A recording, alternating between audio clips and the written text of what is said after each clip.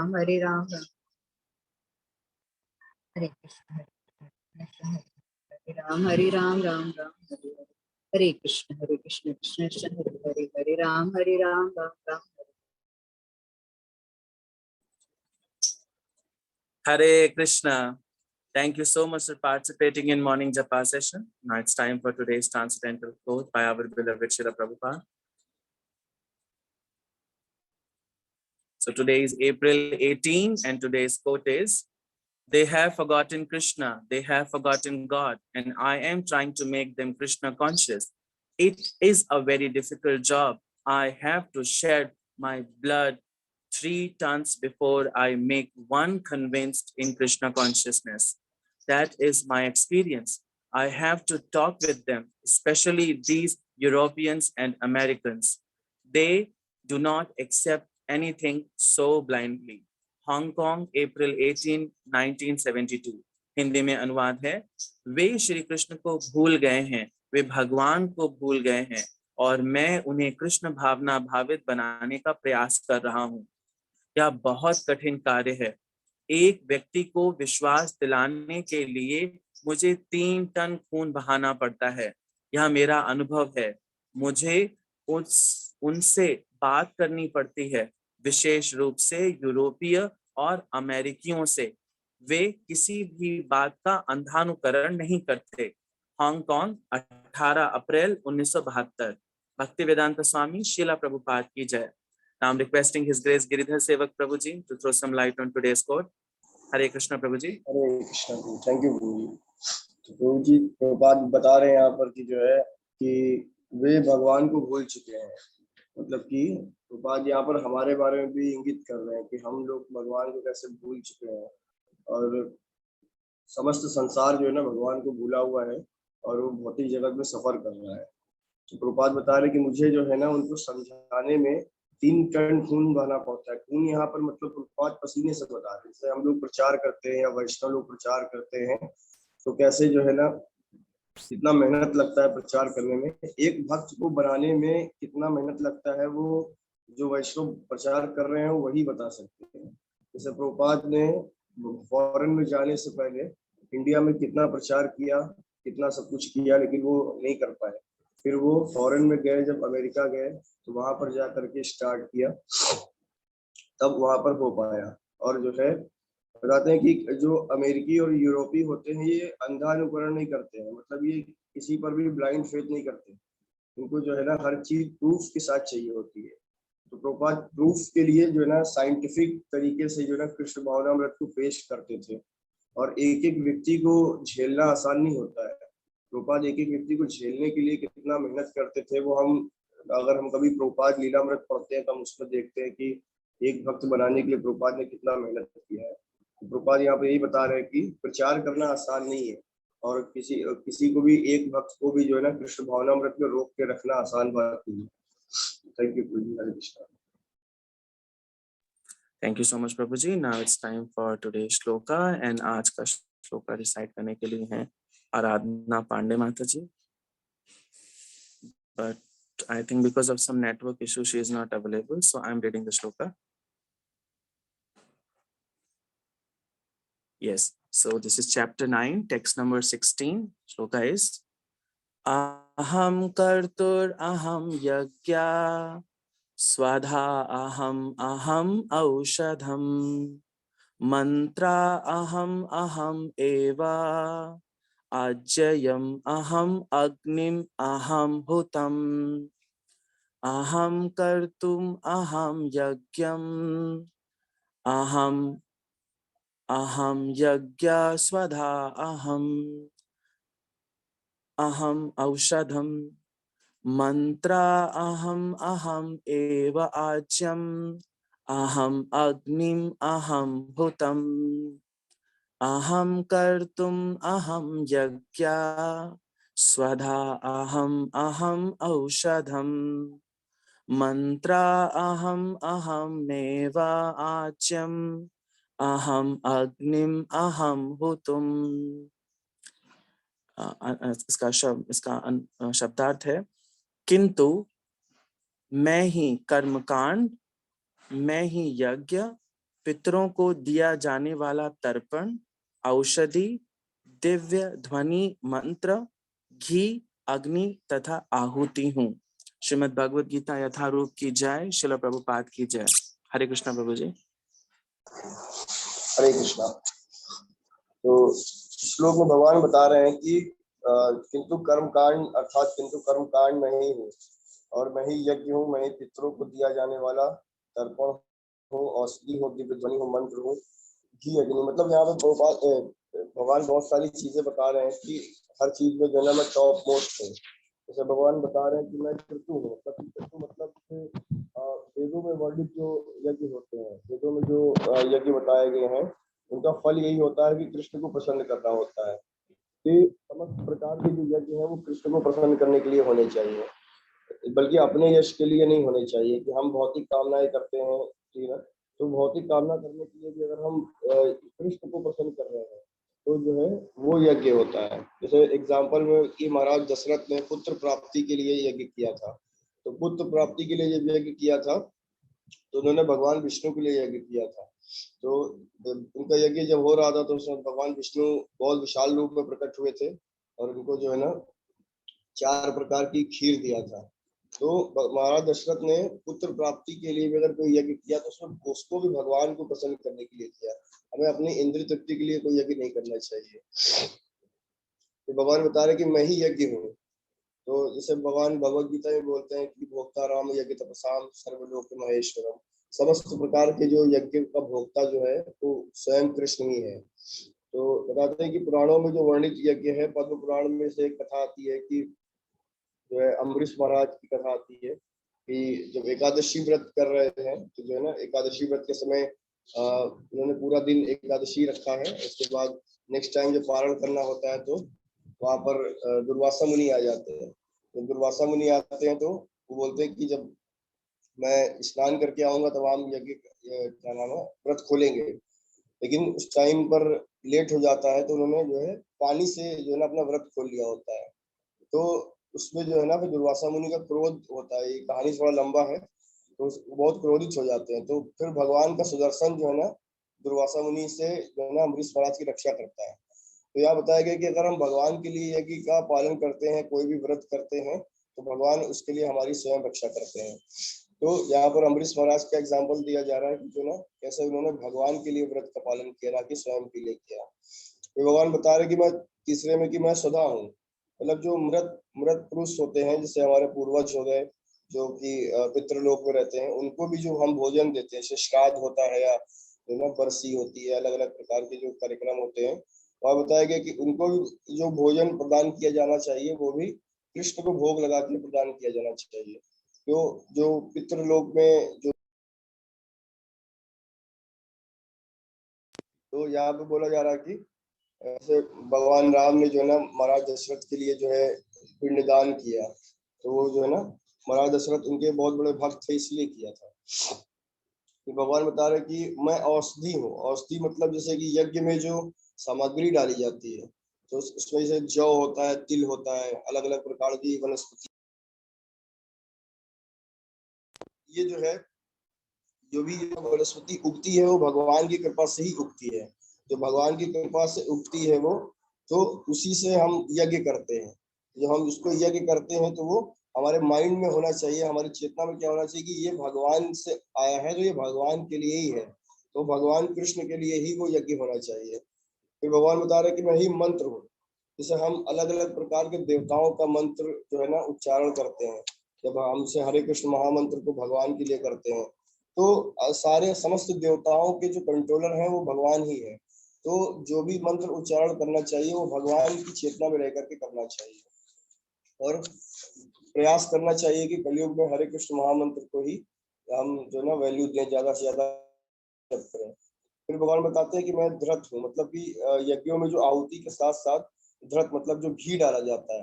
तो कलयुग में बताया गया है कि जो देसी घी जो होता है ना, शुद्ध गाय का देसी घी ही इस्तेमाल किया जाना चाहिए। तो अगर कलयुग में जो है ना अभी देसी घी अवेलेबल, उस उच्च कोटि का जो है ना देसी घी अवेलेबल नहीं हो पाता, इसलिए कलयुग में जो यज्ञ है वो बैन किया हुआ है कि हर प्रकार के लोग यज्ञ नहीं किए जाते, यज्ञ नहीं कर सकते क्योंकि ना ही सामग्री अवेलेबल है, ना ही उस प्रकार के ब्राह्मण अवेलेबल है। तो भगवान बता रहे हैं कि जो इसमें जो घी इस्तेमाल किया जाता है वो भी मैं ही हूँ। फिर जो अग्नि है, वो कह रहे हैं कि मैं ही अग्नि हूँ।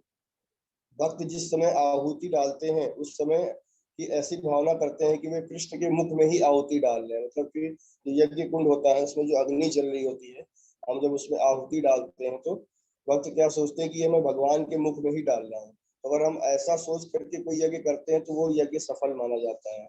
तो भगवान कह रहे हैं कि मैं ही हवन हूँ, हवन क्रिया जो होती है। तो बताया गया कि संपूर्ण यज्ञ की संपूर्ण विधि कृष्ण के द्वारा ही बनाई गई है। इस श्लोक के तात्पर्य में प्रभुपाद बता रहे हैं कि जो है दूसरे शब्द में भी कर्मकांड के लिए भी प्रतिपादित है। वैदिक यज्ञ पूर्ण रूप से कृष्ण के लिए है, अथवा यह कह सकते हैं कि जो लोग कृष्ण की भक्ति में लगे हुए हैं उनको यह समझना चाहिए कि उन्हें ये सारी चीजें करने की कोई आवश्यकता नहीं। मतलब प्रभुपाद यहाँ पे तात्पर्य में बता रहे हैं कि जो लोग ऑलरेडी भक्त हैं, मतलब जो कृष्ण की भक्ति में लगे हुए हैं, जैसे आप सब लोग चैंटिंग कर रहे हैं और जो है भगवान कृष्ण की भक्ति में लगे हैं, उनको ये सारे कर्म कांड और ये तरह तरह के यज्ञ करने की कोई आवश्यकता नहीं है। उसमें सारा चीज इंक्लूडेड आ जाता है। और फिर बताया गया है कि बुद्धिमान व्यक्ति क्या करता है, संकीर्तन यज्ञ करता है। तो उसमें बताया जा रहा है कि महाराज अमरीश ने जैसे अश्वमेध यज्ञ किया, अलग अलग प्रकार के युगों में अलग अलग जो राजा लोग होते हैं, अलग अलग भक्त होते हैं, वो अलग अलग प्रकार के यज्ञ करते हैं। लेकिन जो कलयुग आता है, कलयुग में संकीर्तन यज्ञ की स्थापना चैतन्य महाप्रभु ने करी है। जो संकीर्तन का जो ध्वनि है वही जो है ना औषधि, मतलब जो सामग्री है, और हमारे जो कान होते हैं वो यज्ञ कुंड के रूप में है। और जो है ना संकीर्तन के रूप में ही हमको यज्ञ करना चाहिए, क्योंकि हरिनाम संकीर्तन को चैतन्य महाप्रभु ने इसलिए स्टैब्लिश किया क्योंकि कलयुग में हर चीज अवेलेबल ना होने की वजह से हरिनाम संकीर्तन, और कलयुग में शुद्ध ब्राह्मण भी नहीं है और हमारी स्थिति ऐसी नहीं है कि हम जो है ना यज्ञ कर सके। इसलिए हरिनाम संकीर्तन यज्ञ की स्थापना की गई। इसको सुनने मात्र से बड़ा चंडाल या फिर जो है ना शूद्र जैसे लोग भी जो ना ब्राह्मण या वैष्णव क्वालिटीज को अर्जित कर सकते हैं। तो यहाँ पर भगवान बता रहे कि जितने भी यज्ञों में और जितनी भी यज्ञ की क्वालिटीज हैं उसमें से सबसे टॉप मोस्ट मैं ही हूँ। हरे Krishna. Hare Krishna. Thank you so much, Prabhuji, for such a nice explanation. Now it's time for today's Shloka of the Week recitation. So Shloka of the Week is on your screen. Yes, I'm reciting. आप मेरे पीछे पीछे 3 बार दोहरा सकते हैं. This is 4.1. Shri Bhagavan Uvacha Imam Vivasvate Yogam Proktavan Aham Avyayam Vivasvana Manave Praha Manur Ikshvakave Abravita Imam Vivasvate Yogam Proktavan Aham Avyayam Vivasvana Manave Praha Manur Ikshvakave Abravita Imam Vivasvate Yogam Proktavan Aham Avyayam Vivasvana Manave Praha Manur Ikshvakave Abravita. Srimad Bhagavad Gita Yatharut ki jai, Srila Prabhupada ki jai. So now it's time for the last part of this session, and the last part of this session on every Monday हम ऐसे एक devotee की story सुनते हैं जिन्होंने आज का जपा कराया होता है। सो आज का जपा माता जी ने कराया है, रुचि बजाज माता जी हैं। माता जी के बारे में मैंने ज्यादातर बुक डिस्ट्रीब्यूशन के टाइम पे माता जी ने बहुत बढ़िया सा कंट्रीब्यूशन किया है। माता जी ज्यादा बुक डिस्ट्रीब्यूशन में इंटरेस्ट रखते हैं। सो मैं रिक्वेस्ट करूंगा कि माता जी अपने मुख से ही बताएं अपनी story. So I am requesting Ruchi Bajaj माता जी to tell how she came in Krishna consciousness. हरे कृष्णा। हरे कृष्णा प्रभु जी। हरे कृष्ण। वाञ्छाकल्पतरुभ्यश्च कृपा सिन्धुभ्य एव च पतितानां पावनेभ्यो वैष्णवेभ्यो नमो नमः। श्रील प्रभुपाद की जय। समस्त वैष्णव भक्त वृंद की जय। कृष्ण भक्ति में कैसे आए, बचपन से शुरू करूं अगर तो भगवान की असीम अनुकंपा रही। मेरी माँ मेरी प्रथम गुरु हैं। पूजा पाठ भक्ति की हमेशा प्रेरणा स्रोत रही हैं। उनको करते देखा तो हमें भी कुछ अंश आया। तो बचपन से ही व्रत पूजा इत्यादि का बहुत उत्साह रहता था। कहीं भी संस्कृत का मंत्र पाठ श्लोक वेद पाठ सुनती थी तो रोम कंपन सा महसूस होता था, बहुत ही अच्छा लगता था। फिर धीरे धीरे बड़े हुए, सॉफ्टवेयर इंजीनियरिंग में डिप्लोमा किया, उसके बाद विवाह संपन्न हुआ। ईश्वर की अतीब कृपा दृष्टि फिर से हुई, ससुराल भी भक्तिमय ही मिला। घर में दोनों समय ही प्रसाद बनता था, भोग लगता था भगवान के। तो इस तरह से ससुराल में भी काफी भक्ति का माहौल रहता था। मेरे ससुर जी हमारी कुल देवी के मंदिर में, जो कि राजस्थान में स्थित है, वहां से उनका विशेष लगाव रहा। उनकी आस्था सामान्य स्तरों से ऊपर ही थी। जैसे व्यक्ति अपनी घर की आवश्यकताओं को पूरा करता है, उनका ध्यान रखता है, वैसे ही उनका जुड़ाव मंदिर से था। हर छोटी बड़ी आवश्यकता, उनकी चीजों का ध्यान रखना उनका मतलब स्वभाव था। यही गुण मेरे प्रभु जी में भी है। तो मंदिर की सजावट, व्यवस्था इत्यादि का पूरा वो ध्यान रखते हैं। थोड़ी सेवा का हमको भी अवसर मिला, हम थोड़ा पोशाक बनाकर भेज देते हैं। तो इस तरह से चल रहा था। और हर वर्ष हम लोग जैसे नए साल पे दिसंबर में बच्चों की छुट्टियां होती हैं, उस समय जाते हैं मंदिर। तो हर बार जैसे डेकोरेशन की एक कोई नई थीम सोच कर जाते हैं, उस हिसाब से डेकोरेशन करते हैं। तो पूरा परिवार एक साथ 7-8 दिन 10 दिन वहाँ पूरा भक्तिमय माहौल में समय व्यतीत करता है। बहुत ही आनंद से समय व्यतीत होता है। तो इस तरह से सब चल रहा है, सब ठीक है। लेकिन कहीं ना कहीं एक रिक्तता महसूस होती थी। मतलब ऐसे लगता था कि जीवन का आखिर उद्देश्य क्या है, ये जीवन क्यों मिला है हमें। इसी उधेड़-बुन में कई बार सोचती रहती थी। तो ऐसे ही करते करते पिछली वर्ष 2021 में अपना ये जून में श्रीमद् भगवत गीता जी का लिंक आया डिप्लोमा कोर्स का अपना। तो उसमें हमने भी नामांकन कर लिया। प्रभु जी 1 जून से कोर्स प्रारंभ हुआ और ठाकुर जी की इतनी कृपा दृष्टि हुई कि 7 जून से हमने प्याज लहसुन छोड़ने का निश्चय कर लिया। भगवान ने पूरा साथ दिया हमारा अभी तक। तो इस तरह से है, प्रत्येक दिन 7 बजने की प्रतीक्षा रहती थी कि कब क्लास शुरू होगी, और उस तरह से हम सुनते थे। अगले दिन अमोघ लीला प्रभु की भी भगवत गीता की श्रृंखला जो आती है वो भी हम सुनते थे। तो बहुत अच्छा लगने लगा। एक जैसे हायर टेस्ट जो था वो डेवलप हो गया, हायर टेस्ट लग गया। मतलब लेक्चर सुनना अच्छा लगता था। छोटे छोटे जो क्लिप्स आते हैं इस्कॉन के, वो हम सुनने लगे। इस्कॉन अयोध्या को फॉलो करते थे, इस्कॉन दिल्ली को फॉलो करते हैं, द्वारका को फॉलो करते हैं। तो बहुत अच्छा लगने लगा, मतलब समय बहुत ही अच्छे से व्यतीत होने लग गया। फिर ऐसे ही धीरे धीरे करते करते कार्तिक मास का नियम का पता चला, तो कार्तिक मास का नियम हमने शुरू किया। फिर उसके पहले से 11 का नियम, मतलब एकादशी का नियम फॉलो करते थे, एकादशी व्रत का पालन करते थे, लेकिन चाय छूटी नहीं थी तब तक। फिर धीरे धीरे मन में निश्चय किया, कार्तिक की एकादशी से चाय छोड़ने का निश्चय कर लिया। फिर भी प्रभु ने साथ दिया और चाय छूट गई। उसके बाद फिर जपा सेशन का लिंक भी आता था रोज, तो आता था, सोचते थे। फिर एक दिन सोचा कि देखते हैं, मतलब क्या है, खोल के देखते हैं। तो 1 दिन 2 दिन देखे, सबको देखे करते हुए जपा, तो बहुत ही अच्छा लगा। तो हमने भी सोचा कि शुरू करते हैं धीरे धीरे। तो शुरू किया, 4 माला से शुरू किए। तो अब धीरे धीरे करते करते अब मतलब जैसे अब 16 माला करवा लेते हैं कृष्णा। इतनी उनकी जो है कृपा दृष्टि है। तो ज्यादा तो कुछ नहीं है, बस मैं यही कह सकती हूँ प्रभु जी की ये एकदम जो अनुभूति है बहुत ही अद्भुत है।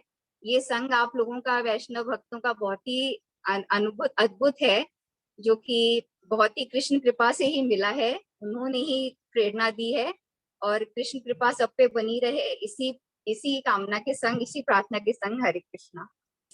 हरे कृष्णा, हरि हरि बोल। कहाँ से हो माता जी आप? मैं कलकत्ता से हूँ प्रभु जी।